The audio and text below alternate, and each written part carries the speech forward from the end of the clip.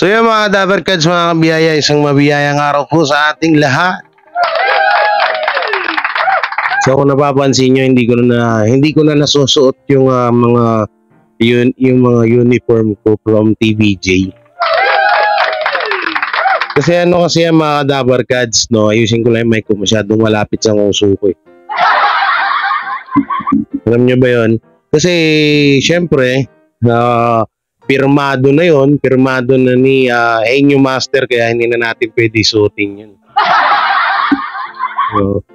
So ngayon, eto, pag-uusapan po natin, no, ito bali matagal ko nang napapansin sa kanya na may alam niyo, may sarili siyang content.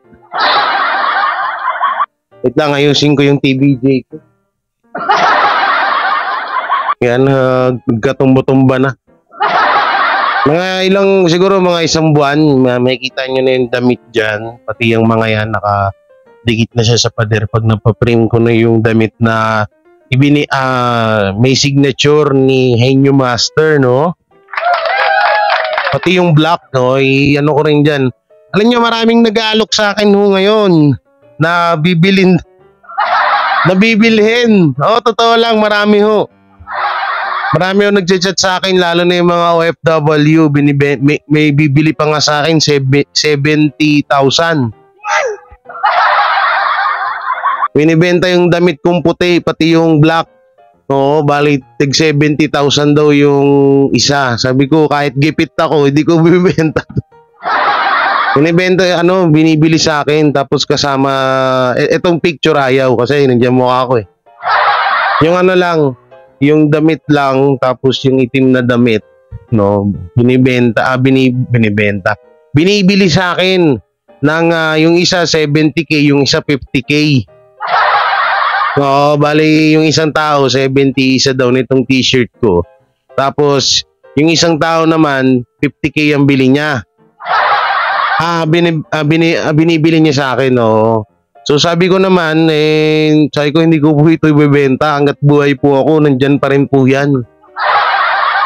Hindi ko po yan pinapirmahan sa Tito Vic and Joey ko na para ibenta lang po. Hindi ko ganun, no? Kasi yung iba kasi nag-iisip na, kaya pina-signaturean yan kasi ibebenta yan.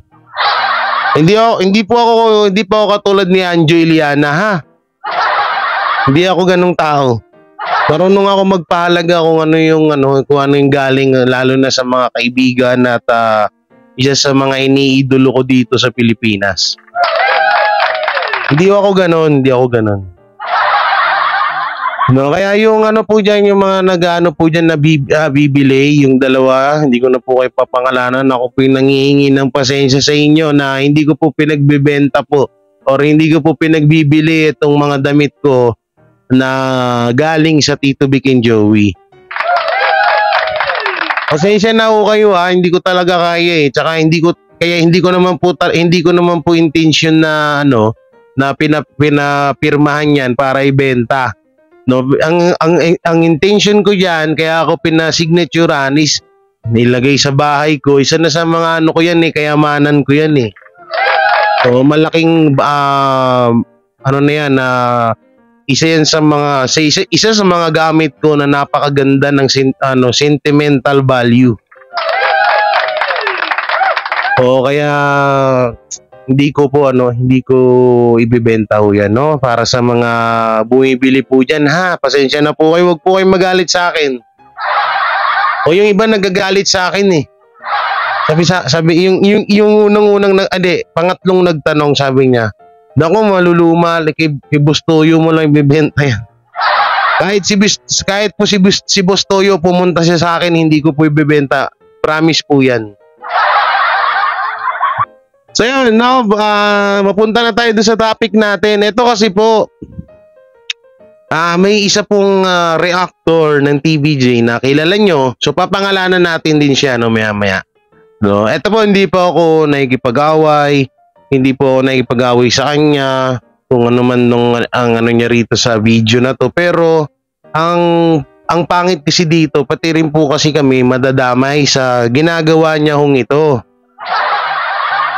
Hindi na ho kasi din tama na, alam mo yon, na sa loob ng 10 taon na namayapa na yung tao ay gagawin mong content. Buti sana kung reaction lang katulad nung ginawa ko kay Miko Soto. So wala naman pong problema. Yung kaso, ang nakalagay po sa thumbnail ay yung matagal ng hiling ni Joey De Leon ay tinupad na. So ito pong syempre yung kamag-anak siguro, no, or yung isa sa mga nasaktan dun sa ginawa niya, nag-react at nag-post. So nandito papakita ko mamaya sa inyo, no. Tapos may isa rin siya ditong video na pineki rin po niya kasi naglabas muna ako ng video about sa studio ng TBJ. Sabi ko nga sa inyo, hindi pa naman yun 100%, kaya nga lagi akong ano, 'di ba? Disclaimer, hindi pa to 100%, 'di ba? Lagi ko sinasabi yan sa vlog ko. So itong vlogger na to, kinabukasan nag-vlog siya. Ganon din po yung vlog niya about po sa bagong studio ng TV5. Kaso ang ginawa niya po kasi, ang pinakita niya ho doon ay studio ng Itbulaga or fake Bulaga. Ngayon, lumalabas po dun kasi sa video na parang ginaya ng E80 yung studio ng fake Bulaga. No? So tayo naman dito, iniingatan natin yung yung kapakanan ng Tito Vic and Joey na makakasira din sa kanila or makakabutas. Yung mga, alam mo yung makakahanap ng butas, yung mga basher, yung mga hate, o yung mga ayaw na ayaw sa Tito Vic and Joey or sa legit Dabarkads. Yung mga taong ayaw ay iniwasan ho namin ng mga defender na may masilip sila sa Tito Vic and Joey or may mahanap silang butas para ipanira sa Tito Vic and Joey. Yun po yung iniwasan namin dito. Kaya ngayon, ginawan ko rin po ito ng reaction. Kaya kayo dyan, yung mga fans po nitong vlogger na to, wag ho kayo magalit ha. O kasi mali po ito, promise talaga. O baka isumbite nyo yung kay Miko Soto ko na content ha. Yun naman kasi, nakakamangha yung kwento na yun. Kaya ilayo nyo sa content ko ngayon.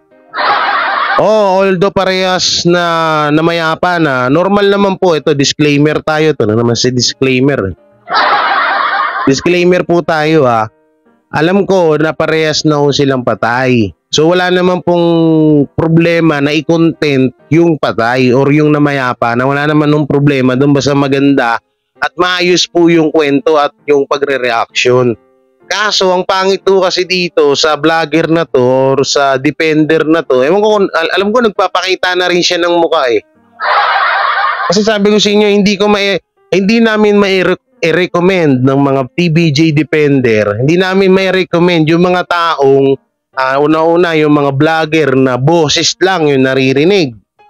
Hindi, ito, yan, alam ko yan, baka sabihin nyo, sinisiraan ko sila Ders, sila Gandara, yung iba pa dyan. Hindi po paninira. Hindi ko sila may recommend kasi hindi ko nga ho sila kilala.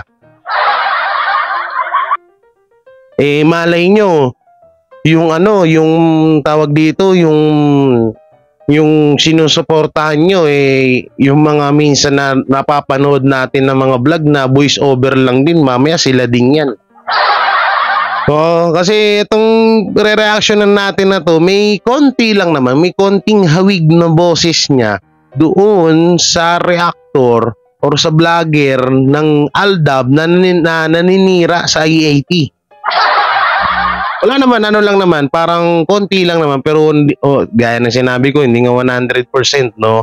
So ito ito po yung issue dito. So ito po, bago po pala tayo mapunta doon sa issue, dito muna tayo sa video niya. Ito yung video niya na, ito yung thumbnail niya, Wait lang. Hinoy natin. Liitan lang natin. Ang thumbnail niya, nawala na tuloy. Ito. Gugulatin ka sa ganda nito, mala Broadway Studio. Bagong studio ng E80. Ang laki. Magugulat ka na naman. Masalamat, Mr. MVP.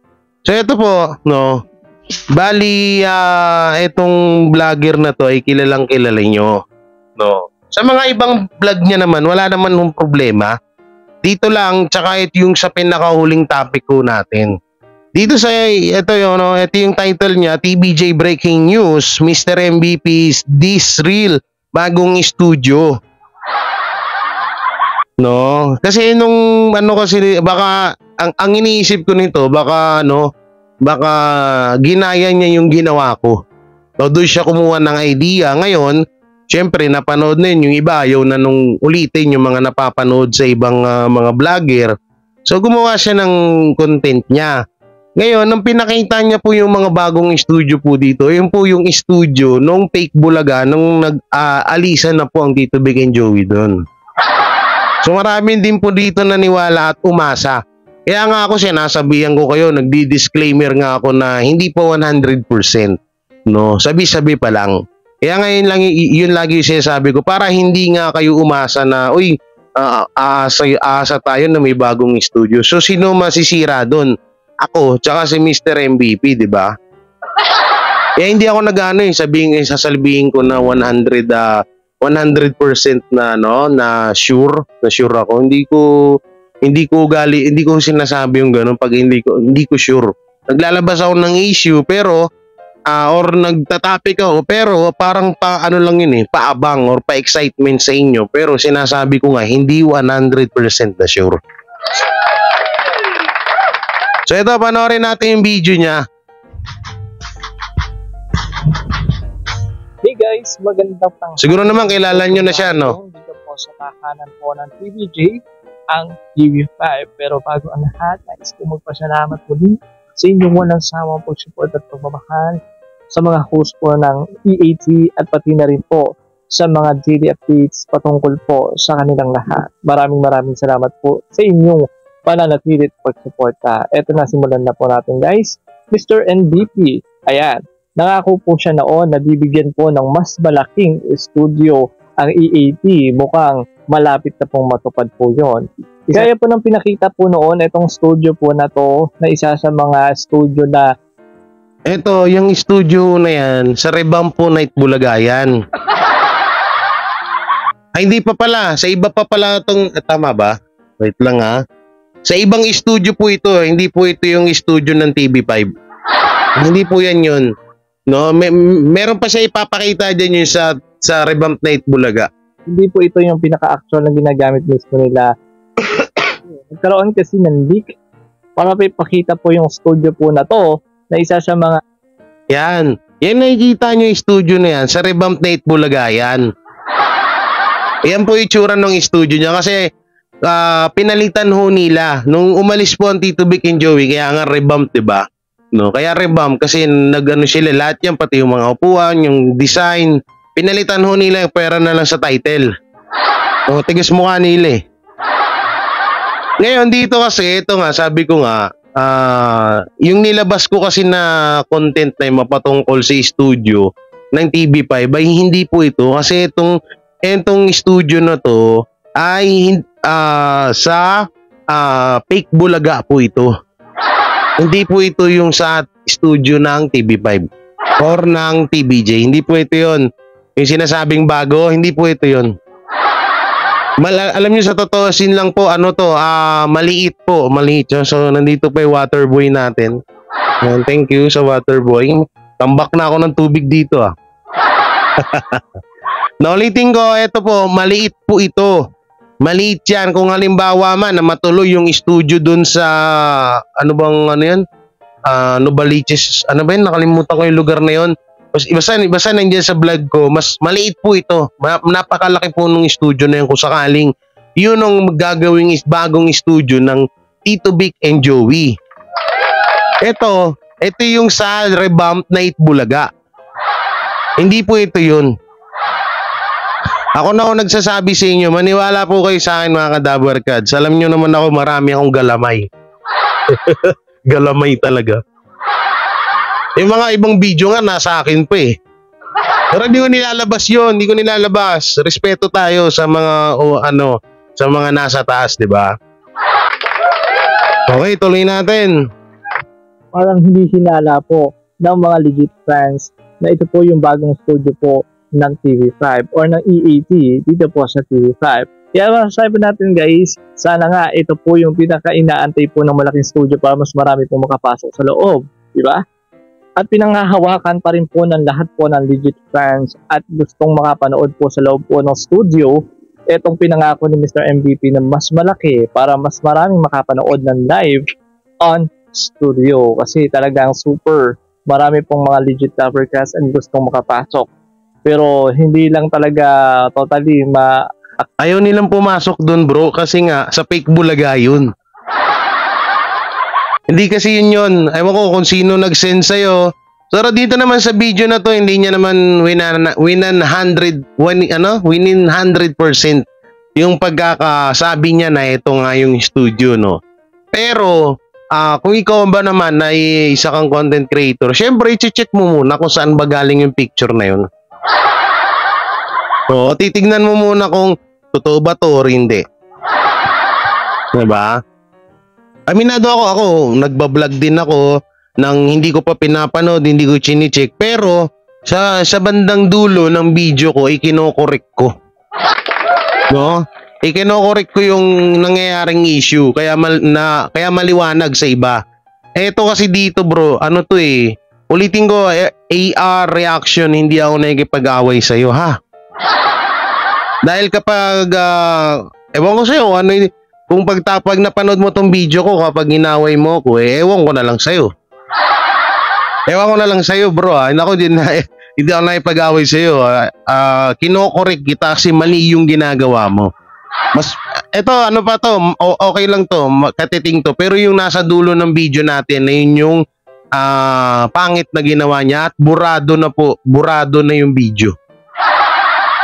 Naman po sa email dahil po sobrang dami pong nagpa-reserve sa kanilang website kaya masabi natin medyo natatabunan po yung ibang email na gustong makapanood po sa loob po ng studio ng TV5 at sana itong way po na to na bibigyan po ng pinakamalaking studio po ang EAT, iyon po sana is matupad na sa mga susunod na buwan, maybe sana sa December para po mas masaya po ang Pasko ng EAT, di ba?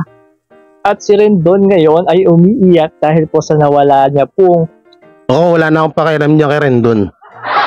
So yun, ito na yung sinasabi ko. Ito na yung sinasabi ko na video. So galing po ito, siguro hindi ko na lang i-mention kung sino yung nag-post sa IG. Sa Instagram po namin nakita to mga Cadaver Cats. So bali parang parang isa din siya sa kadikit ng Tito Vic and Joey, hindi ako sure.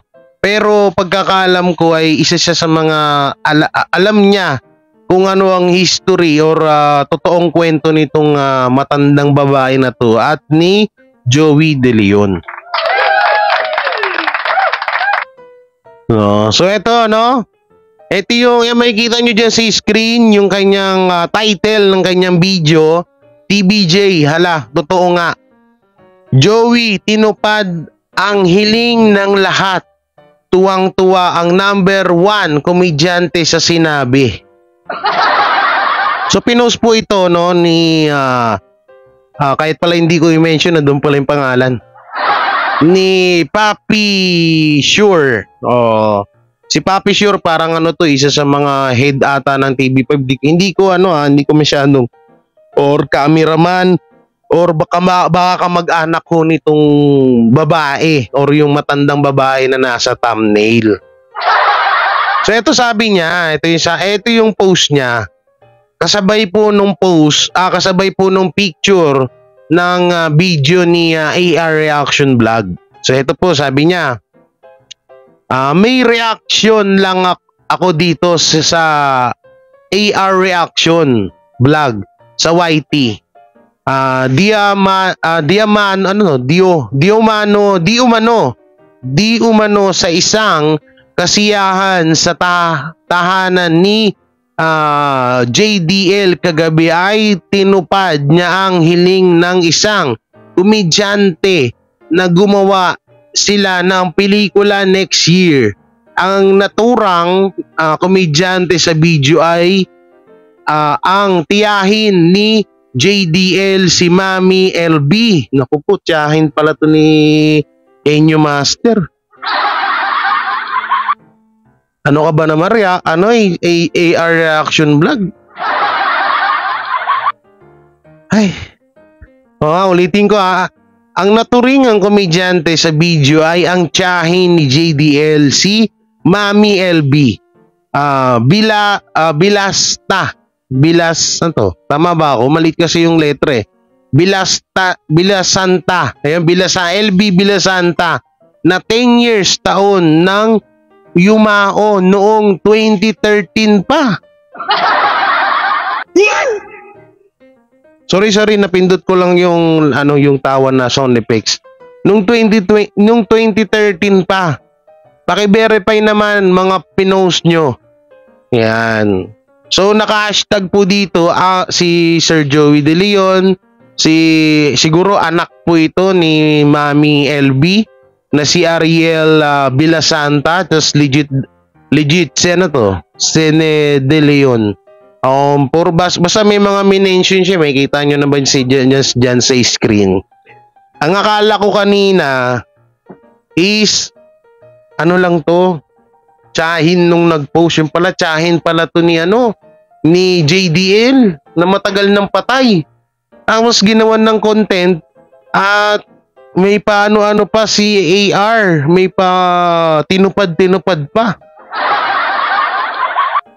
Ay, kakagaling ko lang dun sa isang content. Ulitin ko yung content ko, kahit panoorin nyo, goods po yun. No, wala pong doon, wala pong tawag dito, wala pong bad doon sa content ko. No, kasi baka yun yung isumbat niya sa akin No, yung kinontent ko yung pamangkin ni Biko Soto na namatay, ay ni sorry. Yung pamangkin ni Bossing Vic Soto na namatay na si Miko Soto. Kaya ako naman din po ikinontent ngayon na mangha po ako sa taglay na kabaitan ng mga Soto family. Ayun po yung dahilan ko doon, ayun po yung reason ko doon, no? So, yun, mabalik tayo dito. So, etong video na to, hinahanap ko po ito. At hindi ko na nga po makita sa channel ni AR Reaction. Ang ano kasi dito, mga kadabarkads, bukod sa damay kami. Totoo, damay po kami dito. Kasi isa rin siya sa mga si AR, isa rin po yan sa mga nagtatanggol sa Tito Vic and Joey. Hindi ko lang po alam bakit sa dami-dami naman pwedeng gawing content. No? Ay, bakit ito pa yung naisipan niya? Matagal na ho itong patay yung tiyahin. Matagal na po itong patay yung tiyahin ni Henyo Master. Bakit ito pa yung naisipan na gawa ng content at may mga sinasabi pa na gagawa ng movie sa susunod na taon? Paano gagawa? Patay na ho ito si Ma'am LB. Ayun po pala, excuse po sa family Bilasanta. No, hindi ko ako po yung condolence sa inyong ako po yung nakikiramay, no. Pero ito po kasing vlog ko is tinatama ko lang po yung pagkakamali. Sa totoosin po si AR Reaction Vlog ay hindi po namin kasama yan. At hindi ko rin po kilala yan. Kahit sino po sa amin, nila Tita Messi, Jake Magnus, Chris Ulo, hindi ho namin kakilala yan. Kahit sila sa Real Talk Chicago, support natin Real Talk Chicago. Magano na yan, 11K subscriber pa, subscribe naman po. kahit sino po sa amin, hindi yun namin kilala yan si AR. Bigla na lang sumulpot yan, nag-content, so hinayaan namin. Sige, okay lang. Kasi maganda naman yung mga ginagawa nila. Dito nga lang siya sa 2 video pumalpak.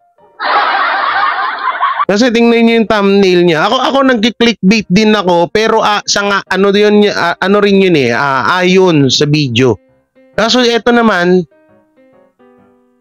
sige, sabihin mo, kahit sabihin mo dun na ang kasi dito, kaya nagreklamo to, etong nag-post, kasi nga, nandun sa video na parang pinapalabas mo talaga na matutuloy yung kahilingan ng matanda. Joey De Leon, tinupad ng hiling. Di ba? So yung video daw dito kasi siguro pinanood to nung ni Sir yung nagpost sa IG na malapit din kay Henyo Master.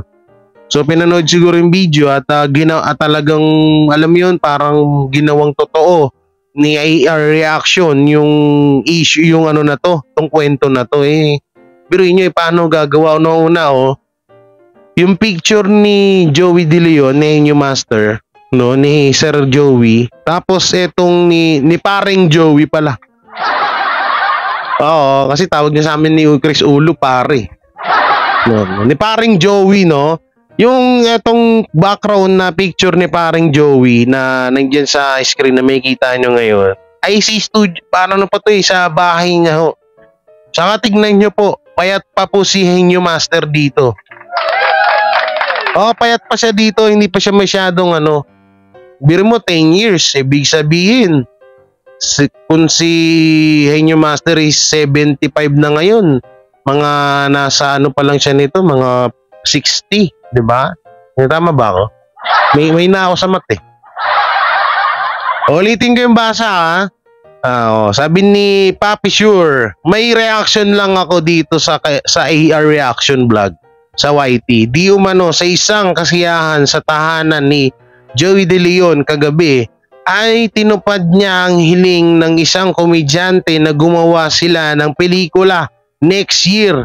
Ang naturang komedyante sa video ay ang tiyahin ni JDL na si Mami LB Villasanta na 10 years na ang taon ng yumao noong 2013 pa. Paki-verify naman mga post nyo. Yan. So, ako bilang para dito sa naiintindihan ko siya na pinapaano niya yung mga ganitong content kasi nga syempre para sa kanya masakit din to at tawag dito fake news kasi nga tawag dito bang maganda explain dito, nawala ako fake news to kasi nga 10 years ng patay yung tao, tapos di ba parang yung mukha pa nung tao na tsahin pa ni Henyo Master, hindi naman komedyante ba yon? Ito comment nyo dyan, komedyante ba to si mama, no? Si Mami LB, di ba parang hindi naman, komedyante ba to? Talagang komedyante siya. So ang daming picture ay yun lang naman mga kadabar kads, no? So bali nagkaroon ito ng bali October 14 pala itong video na to. So October 14 siya. October 14 siya in-upload ni AR React. Try nga natin October 14. Tingnan natin AR Reaction Vlog October 14. So, yun, wala nang lumalabas. So, try pa natin hanapin.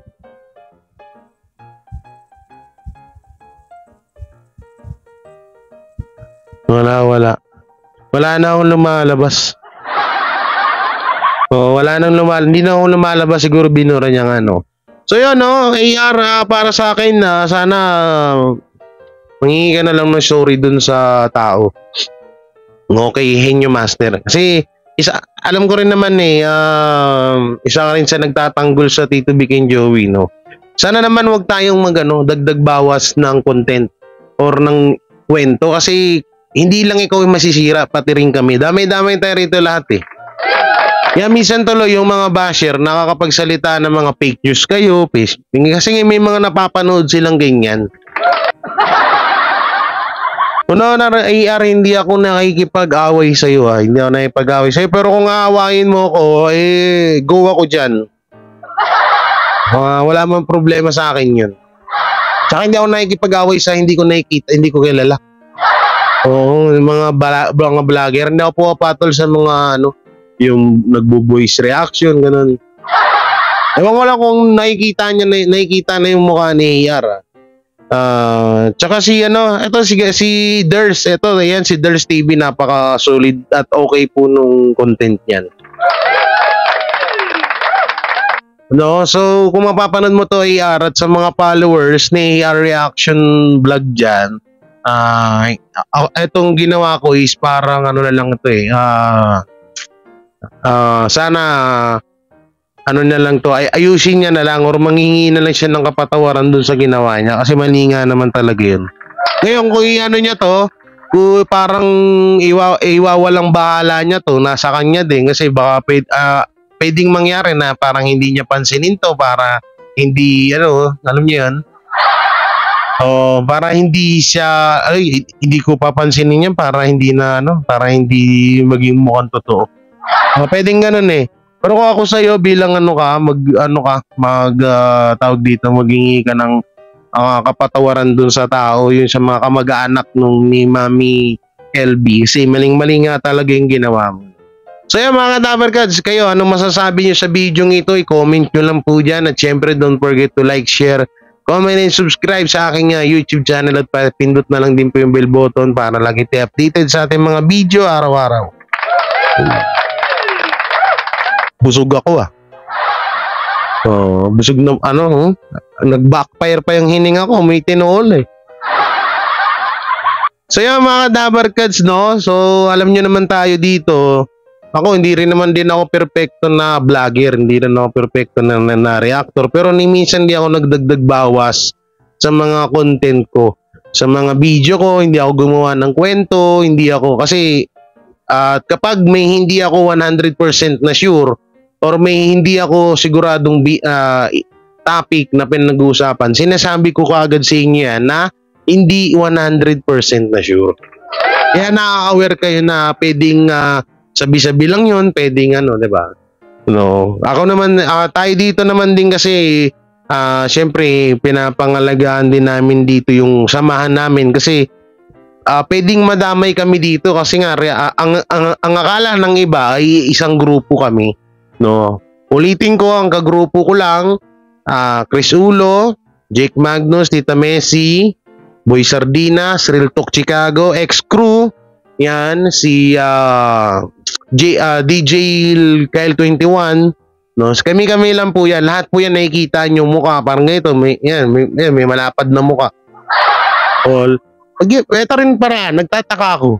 Yung mga vlogger ng Tito Vic and Joey, ba't ang lalapad? Si Tita Messi, hindi na rin malapad ngayon eh. Samantalang sa kabila, kung hindi... Yung ko na ituloy. Kung si Bespil, 3 utak. Isa sa ulo, 2 sa puwet. Ang kabilang pisngi ng puwet niya, may utak yan. Pati mo, paiba-iba ng desisyon sa buhay. So mga Dabarkads, hanggang dito na lang yung video ko. Paalam po muna tayo. At muli, J. Guevara TV, isang depender ng Tito Vic and Joey. So ingat po yung palagi dyan and God bless and peace. Bye-bye. Sila ang TBJ Defenders. Pagtatanggol ang katotohanan sa mga bashers. Tunay ang kanilang dala, katotohanan talaga. Ano mang sabihin nyo ay di yan sa kanila uubra. Mga salita nyo na di katotohanan. Sila ang patunay na merong katotohanan. Wala silang kinatatakutan, basta nasa tama kanilang paglalaban. Ang TBJ ay kanilang susuportahan. Sila ang defenders na laging nasa likuran. J. Guevara, Jake Magnus, Chris Ulo, Tita Messi. Sila ang nandyan